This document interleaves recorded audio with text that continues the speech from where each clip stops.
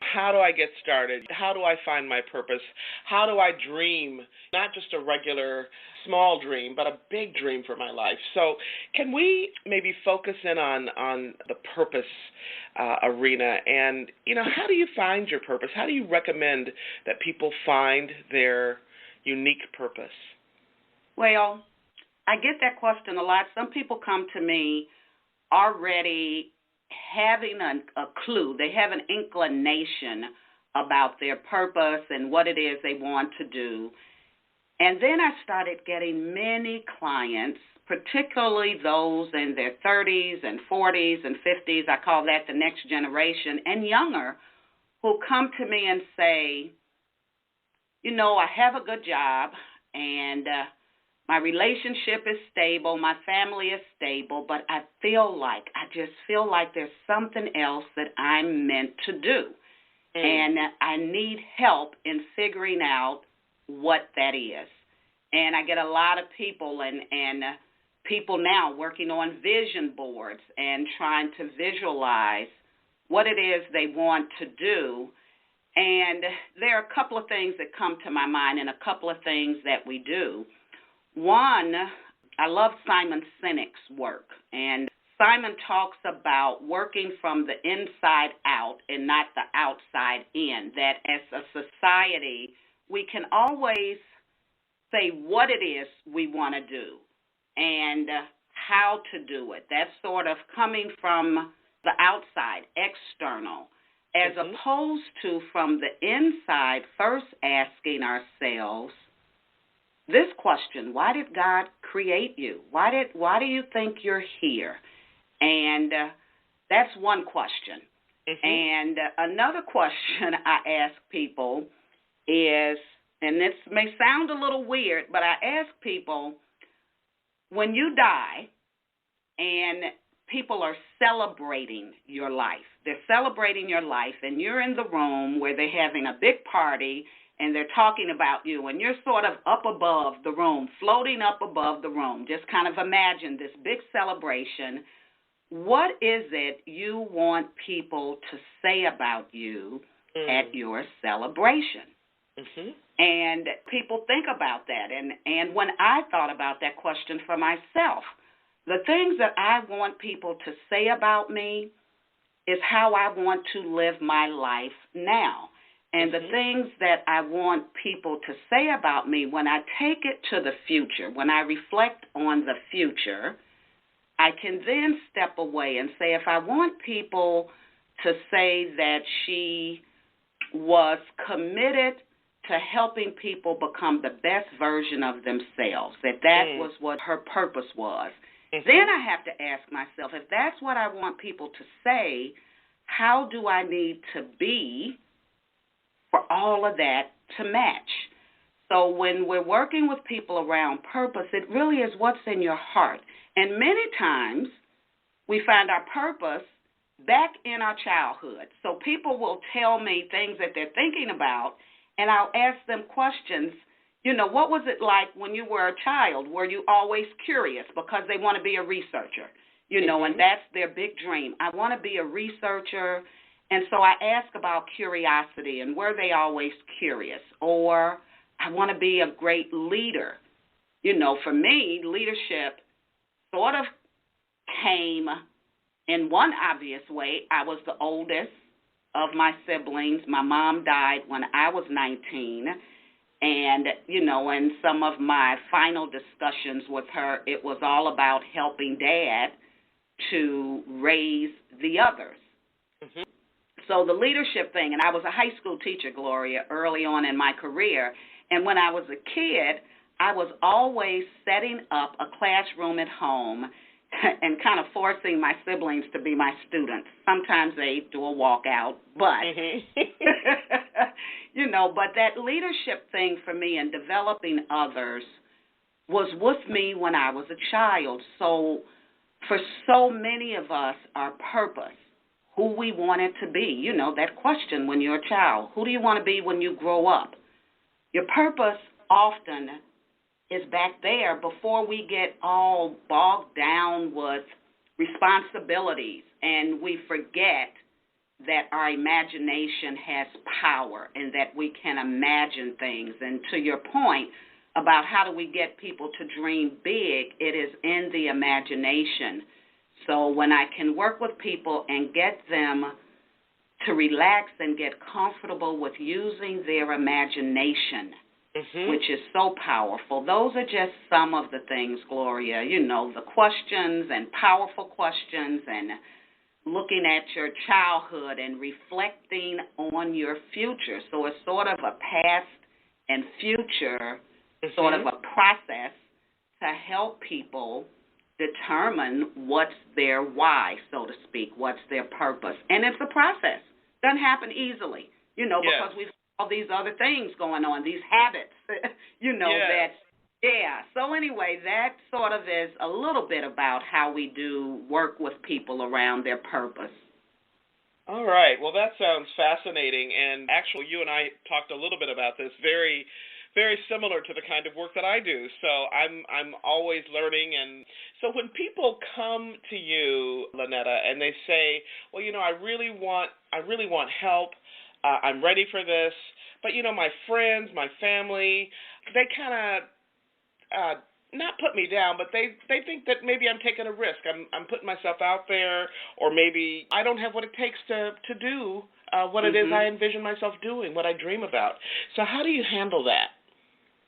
Well, as a coach, as a life coach and an executive coach, the power is in the questions, and the answer is with the individual. Now, the questions are really geared to look at things that are in our subconscious, things that are there that are a result of how we were raised, our environment, habits, and beliefs that we have.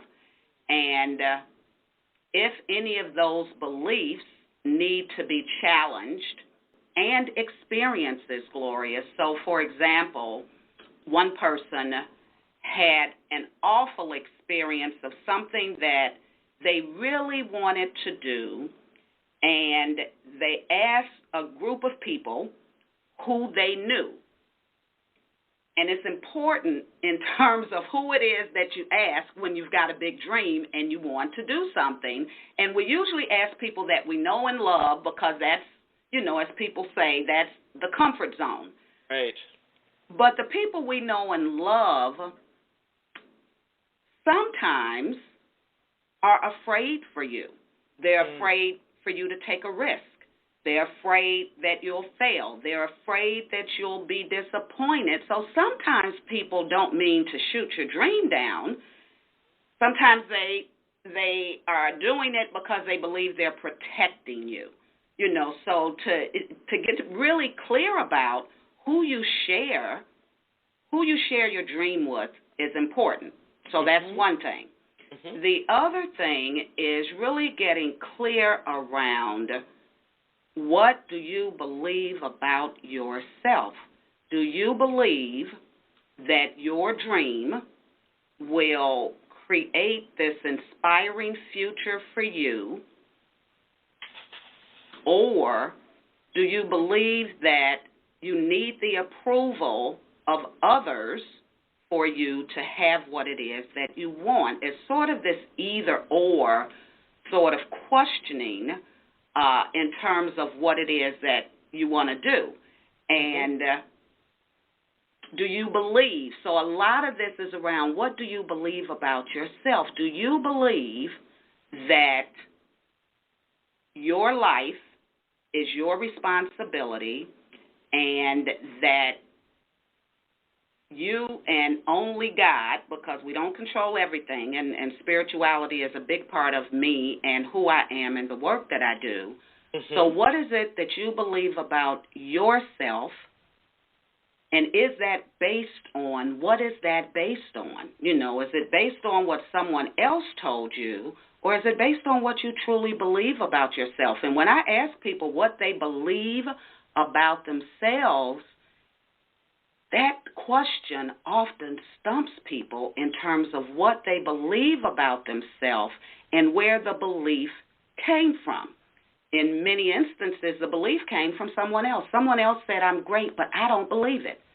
Someone else said, I couldn't do this, but I believe I can. So what do you believe about yourself? What are your values? And so it's in the questioning, and often the power of the question, the quality of the question, as you know, Gloria, results in the quality of the answer. So the question needs to be able to help people really look at their beliefs, what's in their heart, and begin to separate some of the habits and beliefs that they may have obtained.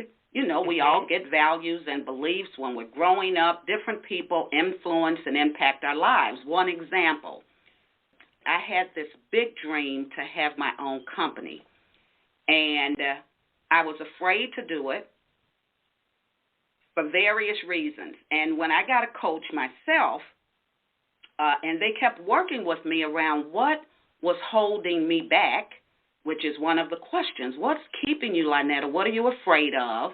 And I talk about the things I was afraid of, but when we really got deeper into it, there was this belief and value that was instilled in me, Gloria, by my dad.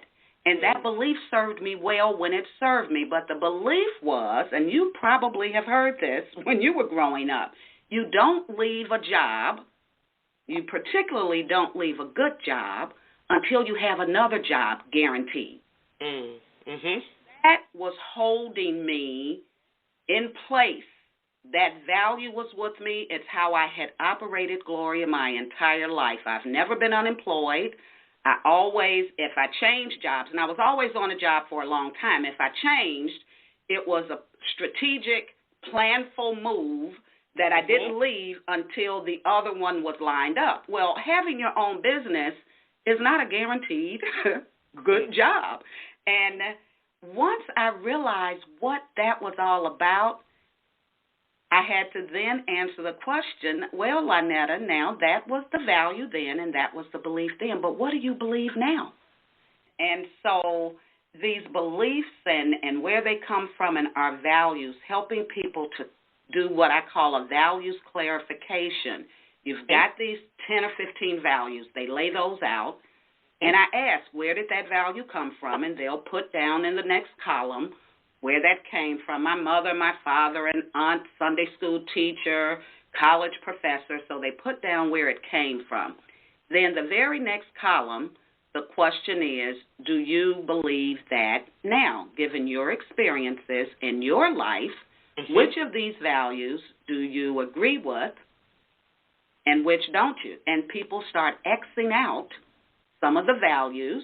Many of them are still there, but it begins to get clear to them that I don't have to still do this because that's what it was. I have the power. What is it that I believe? And so it's a process that we have to go through. Yeah, well, I love that you are really pulling out the pieces of the process, Lonnetta, because, a lot of people, like I said, they want something. They want their dream. They want to have clarity about their purpose, but they really don't understand that it takes work to dig down into their belief system, dig down into their subconscious, like you mentioned. And I love that you said it's in the power of the questions. So. And you had a coach. I mean, good coaches have a coach, right? Because we need to do some of the same kind of work. So when people come to you and they tell you, I know what I'm supposed to do, I've done this work, but I can't seem to get started. I'm just kind of procrastinating. They may not use that word, procrastinate, but they know that they're digging in their heels or dragging their heels, or they're just not, they don't have the generator, if you will, to get started or to keep going. How do you handle that? Well, when I think about that, a couple of things come up, and many people that we work with, whether it's in a coaching relationship or in a training or workshop, a couple of things, Gloria, that I've come to learn. And part of this is that I continue to grow, so I can't work with people when you talk about what I knew yesterday That was yesterday. If I'm going to help people become the best version of